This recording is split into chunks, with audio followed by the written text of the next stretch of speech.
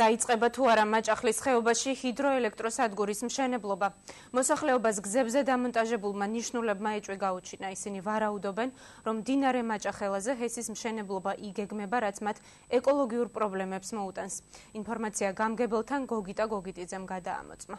აპარატურა ყენდება ზევიდან რაღაცა, საიდანაც ინფორმაციას აწვდიან ინტერნეტში და ინტერნეტიდან ღებულობენ კოორდინატებს. ეს ნიშნულები სოფელ ქოქოლეთში რამდენიმე დღის წინ დადგეს. ადგილობრივები ეჭვობენ, რომ ის წლების წინ დაგეგმილი მაჭახელ ჰესის მშენებლობის განახლებას ემსახურება. ამბობენ, რომ 20 მეგავატიანი ჰიდროელექტროსადგურის სასამუშავებლად მდინარე მაჭახელს გვირაბის მეშვეობით კალაპოტი უნდა შეუცვალოთ, რაც ხეობის 6 სოფლის უწყლოდ დატოვებას და ტურისტული ფუნქციის მოშლას გამოიწვევს. 15 კილომეტრის სიგრძის თუ წყალი არ გვექნა ხეობაში, აქ ეკოლოგიურად, ბუნებრივად ისეთი რელიეფი არის, რომ გამოიწვევს სიმშრალეს მეც, წვიმა არ იქნება, ხო და თითქმის კატასტროფაზე მივა მთელი ხეობა. თუ მთავრობა ხელს არ შეგვიწყობს და არ წავა წინააღმდეგი ამ გესის გაკეთების მხრივ, ჩვენ რა თქმა უნდა ფართო მასშტაბიან გამოსვლებს გავაკეთებთ. მოსახლეობის თქმით, ამ მდინარეზე ხეობის 600 ოჯახია დამოკიდებული. ჰესის სამშენებლო სამუშაოები კი საფრთხეს საცხოვრებელ სახლებსაც შეუქმნის. ჩვენი საზღვრიდან, გორგაზეთის საგუშაგოდან იღებს სათავეს, ითხრება იქიდან გვირაბი და გამოდის აქამდის. ეს მოიცავს ერთი 3-4 კილომეტრის მანძილს. ჯაის ხელმძღვანელობას მივწერეთ წელი, რომ დაგვეხმაროს.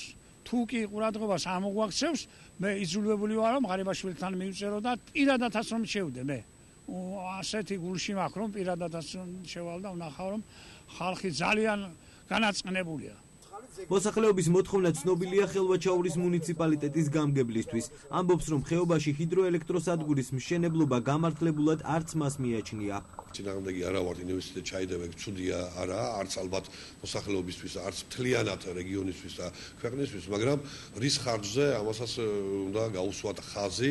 მე ვფიქრობ, რომ ამ ეტაპზე ამ საქმიანობის განხორციელება არ მიმაჩნია გამართლებულად.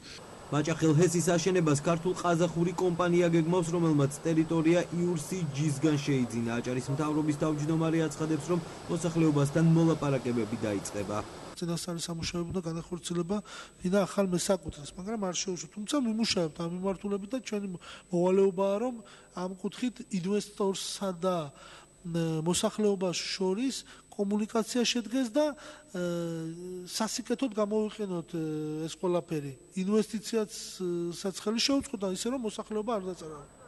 მოთხოვნების გაუთვალისწინებლობის შემთხვევაში მაჭახლის ხეობის მოსახლეობა აქციების გაგრძელებას გეგმავს.